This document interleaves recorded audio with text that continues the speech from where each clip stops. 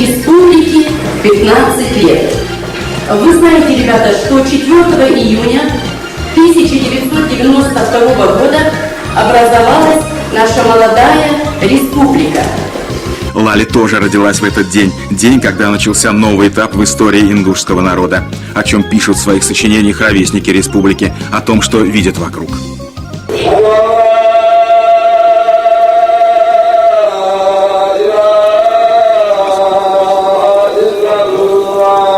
Мы находимся на земле безграничной доброты. Если здесь строится, в мусульманской стране строится православный храм, это есть показатель благополучия. Ну, видно было, что что-то необъяснимое, что-то вот исключительное произошло. Но не знаю я даже, как это объяснить. Это сбруя и газыри. Насечка золотом по стали. Это назывался черный кинжал. Отцы, матери, дети в ссылку выслали. В голоде, холоде. Даже никаких надежд в жизни не было.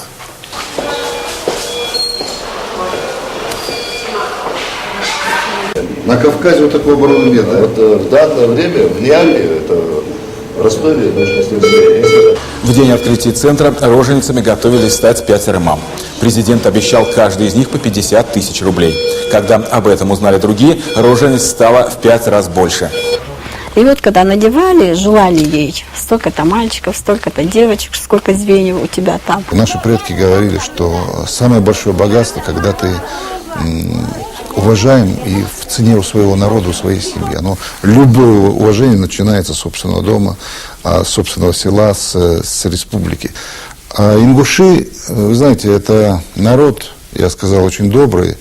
Наверное, народ, который я больше всего на свете люблю, не наверное, а точно.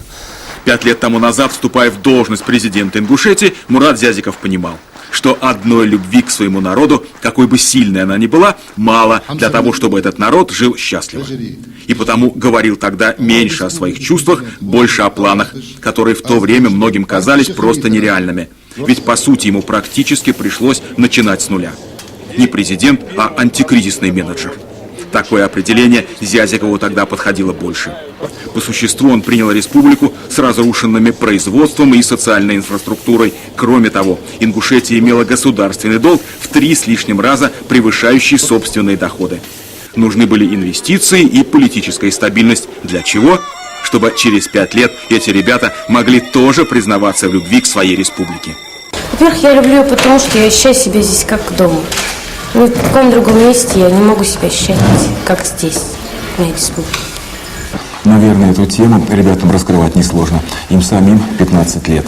Они росли вместе с республикой. Теперь у Ингушетии вот такое лицо, молодое и привлекательное. Их жизнь тесно связана с историей Ингушетии, в которой было немало и горьких страниц. Трагедия репрессированных народов. Нет ни одной ингушской семьи, которая не пострадала бы от геноцида. Депортация сломала судьбы, жизни ни в чем не повинных людей. Тогда, в 1944-м, обвиненные в пособничестве фашистам, десятки тысяч семей, детей и стариков были высланы далеко за пределы своей родины. Чудовищные переживания. Скотские вагоны, зима, холод, голод, оскорбления. О том, что ему пришлось пережить, Тагир Бекбузаров может рассказывать часами. Все его родственники погибли, так и не вернулись домой. Обратную дорогу осилил только он. Ну а какие дни были для него самыми счастливыми, говорит в 1954-м, когда им, переселенцам, разрешили выйти из резервации и свободно перемещаться по Казахстану. В 1957-м, когда репрессированный народ был реабилитирован. И совсем недавно, когда у него появился внук. Верит, что на его долю подобные испытания не выпадут никогда. Какая может быть обида, если так получилось? На кого обижаться? У меня все похоронены там. Что? Трудно говорить, когда комок в горле. Когда от воспоминаний наворачиваются слезы на глазах. Мурат Полонкоев – народный художник Ингушетии. Его знают на родине и за рубежом. Талантами не обделен. К кисточку берет или камень, и всегда у него в итоге произведения искусства получаются. Начал вот строить во дворе башню. Точно такую, как строили предки много веков назад в горах Ингушетии.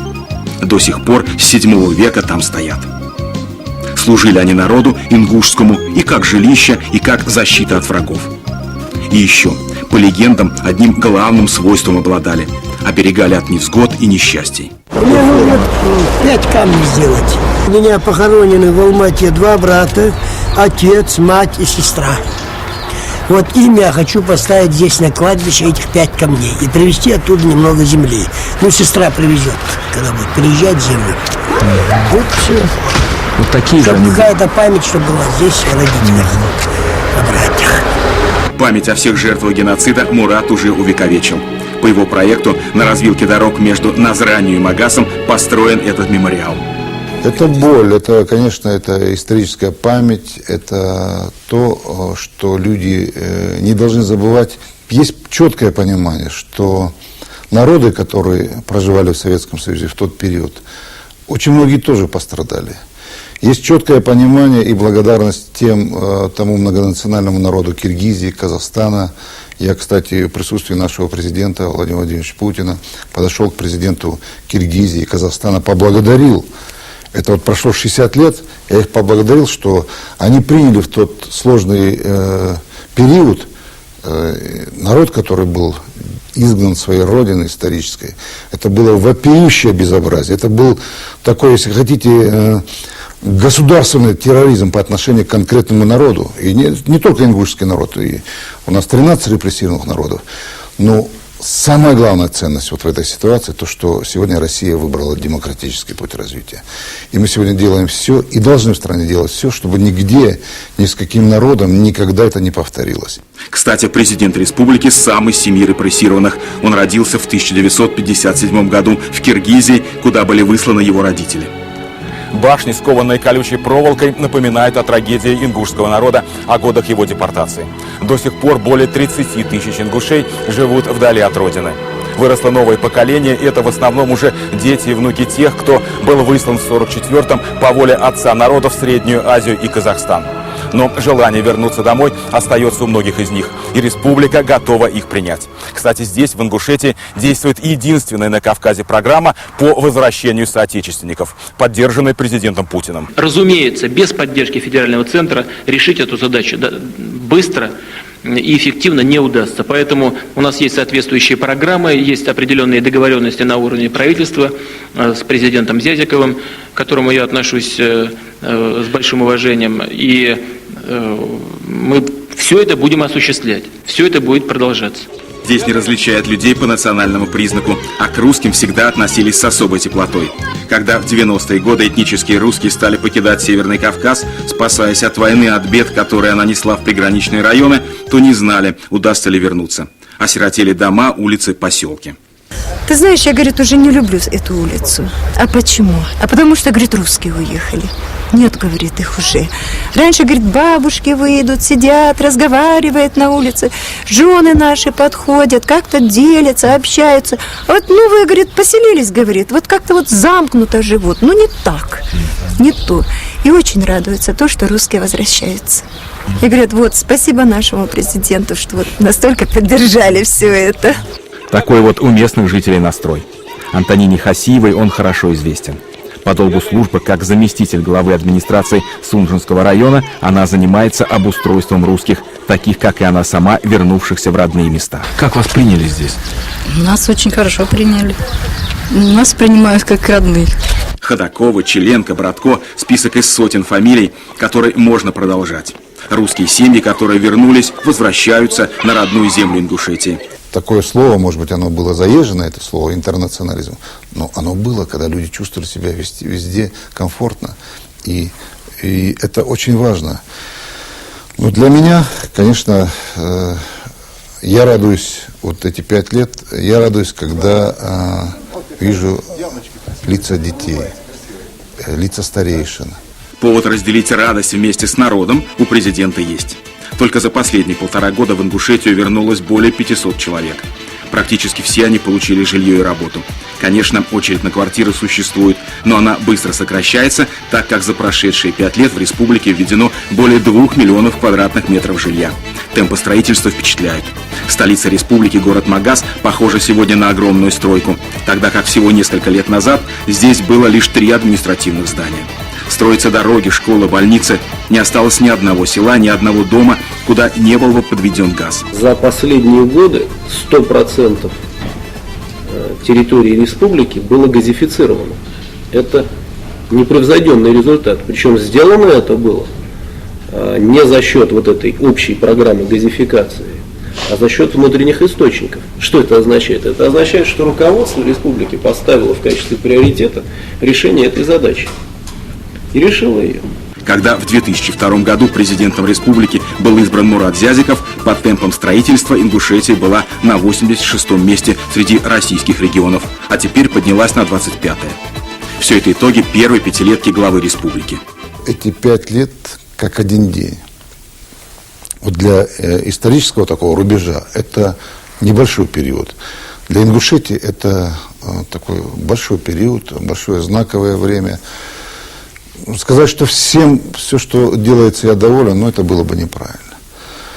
Но я знаю, что любой руководитель, если он вот пришел, не ворвался в политику, а пришел вот с Божьего благословения, с людской поддержкой, это человек, который... У него нет своей жизни, у него жизнь, его жизнь – это часть жизни народа. И наоборот.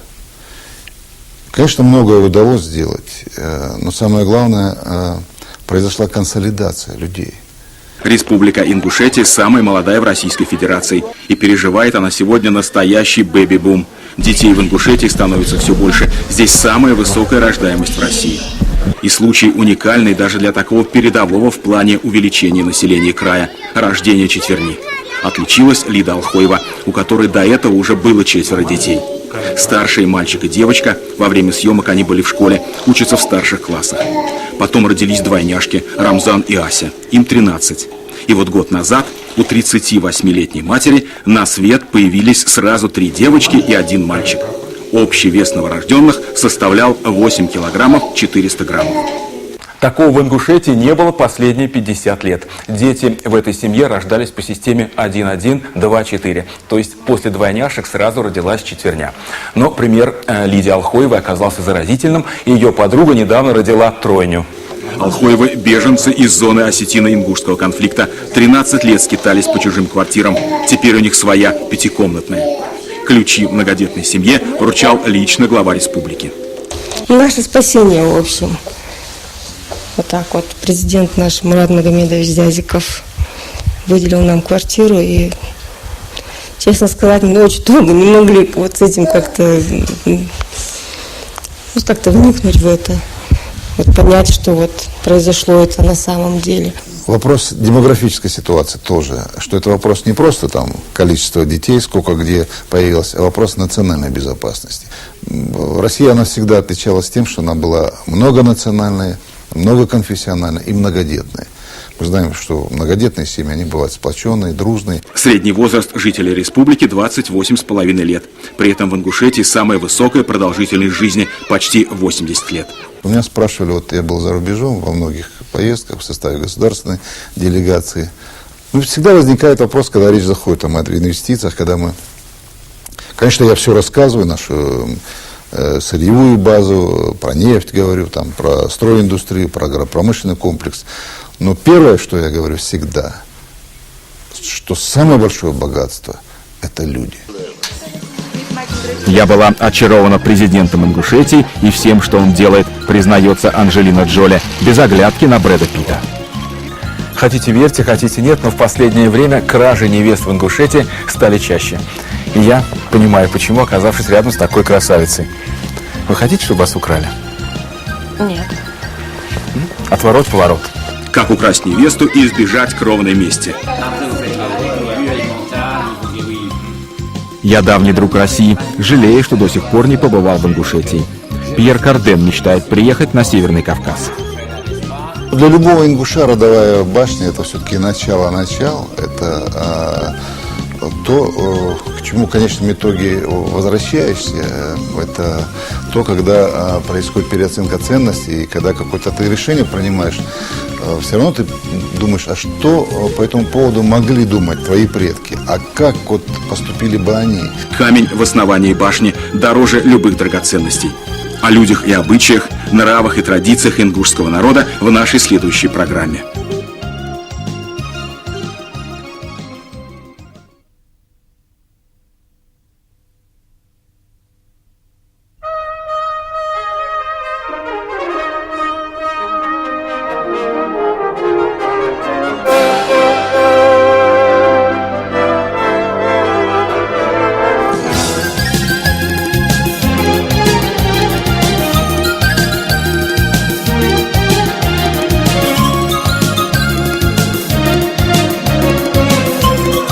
Юные литераторы, экономисты, математики, модельеры, музыканты. Все они участники международного форума «Одаренные дети». Их чествуют в колонном зале Дома Союзов. Из одной только Ингушетии 58 детей. Ровно столько талантов и надежд. Больше всех. Наверное, потому что республика сама очень молода. В эти дни она отмечает свое 15-летие. Мы были в номинации «Хореографический», а номер был «Танец с башлыком». Раньше девушки дарили парням башлык, вязали сами и дарили парням. Я заняла гран-при в номинации «Литературный салон» глаголом 6 «Сердца людей». Этот форум заставил нас поверить в то, что мы действительно будущее России, что от нас зависит будущее нашей страны и жизнь дальнейших поколений. Я их принимаю как национальных героев. Вот, понимаете, как национальных героев России и Ингушетии. Если спрашивают вот у кого-то, что такое счастье, вот как вы это понимаете, вот для меня это сегодня, как для регионального руководителя, это большое счастье. То, что вот мои сегодня детишки с республики, они сегодня на этой такой главной сцене представляют Ингушетию. Они сегодня еще раз заставляют говорить о самом молодом субъекте Российской Федерации и говорит о том, что у нас большое будущее. Большое будущее вместе с Россией, которое неотделимо от прошлого. Президентский дворец. На крыше реют флаги России и Ингушетии. А вообще первая документальная запись дружественных контактов русских и ингушей относится к 1567 году. Тогда Иван Грозный начал прокладывать дорогу на Кавказ. А в 1744 году Екатерина II повелевает всячески способствовать единению с Россией ингушей как наиболее лояльных и ищущих ее покровительства. А уже через четверть века документ о вхождении в состав государства российского был подписан недалеко отсюда, на склоне Согласия. В марте 1770 года ингушские старшины собрались для подписания документа вблизи селения Ангушт. Кстати, на опубликованных картах России начала 70-х годов XVIII века из всех народов Кавказа, находящихся в составе России, названы только ингуши. Мы сегодня, ингуши, часть российской кавказской цивилизации. И вот это надо помнить всегда. Мы всегда были с Россией. Вот мы будем отмечать 235 лет добровольного вхождения в состав России. Вы обратите внимание на то, что я сказал. Добровольного вхождения. Не присоединения. Есть, где большие даты есть. Не там покорение или еще чего-то. Добровольного вхождения в состав России.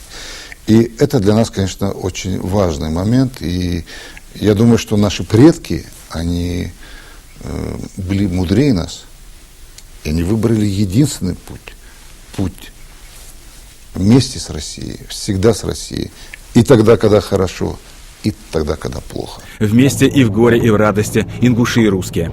Об этом тоже говорится в послании потомкам. Капсулу с ним заложили в основании православного храма в станице Орджоникидзевской. Храм возводили всем миром, и неважно, кто какому богу молится. Построили быстро, всего за год. Скоро приступать к внутреннему убранству.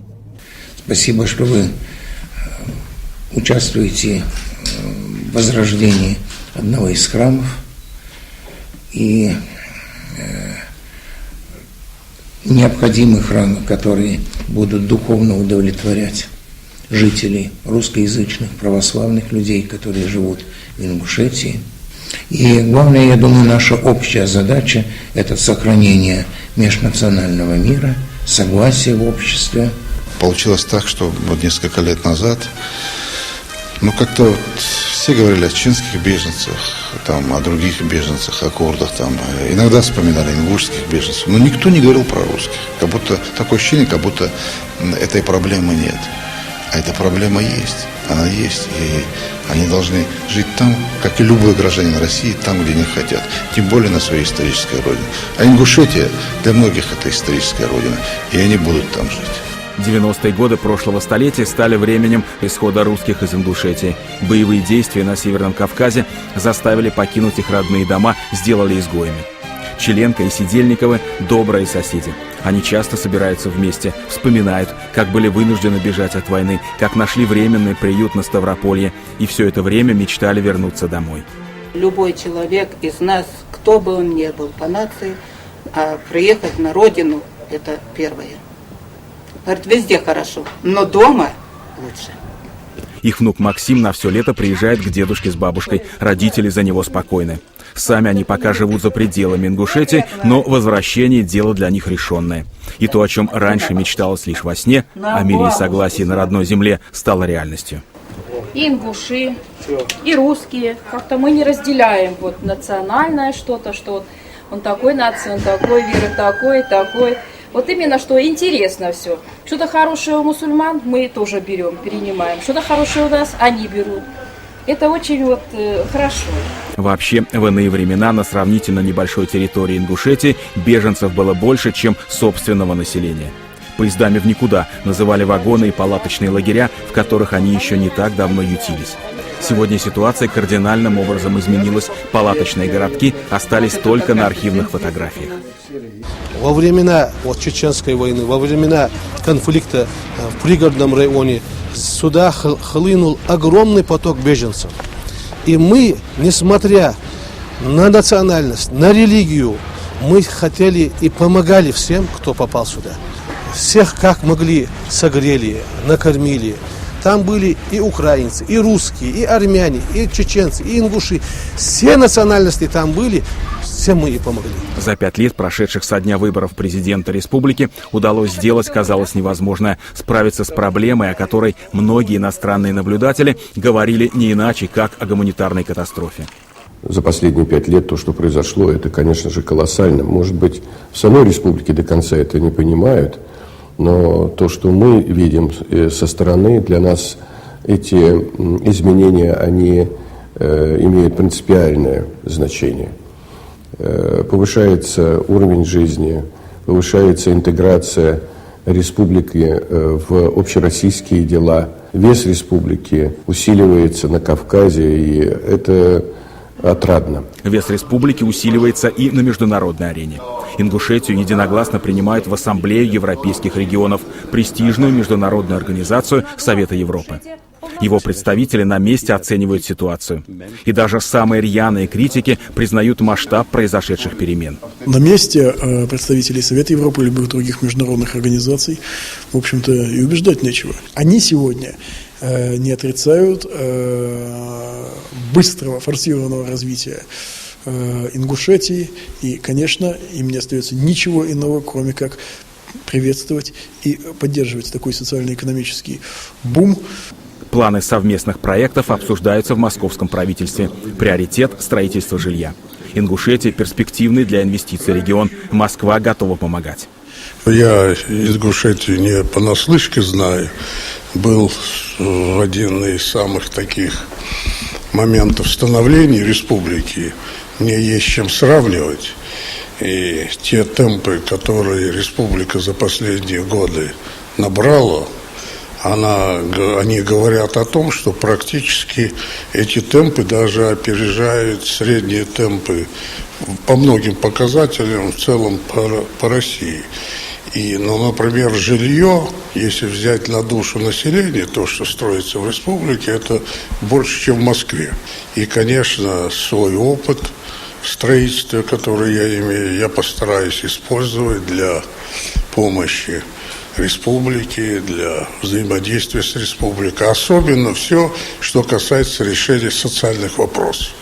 Москва здесь имеет очень большой опыт. Мы строили многие города.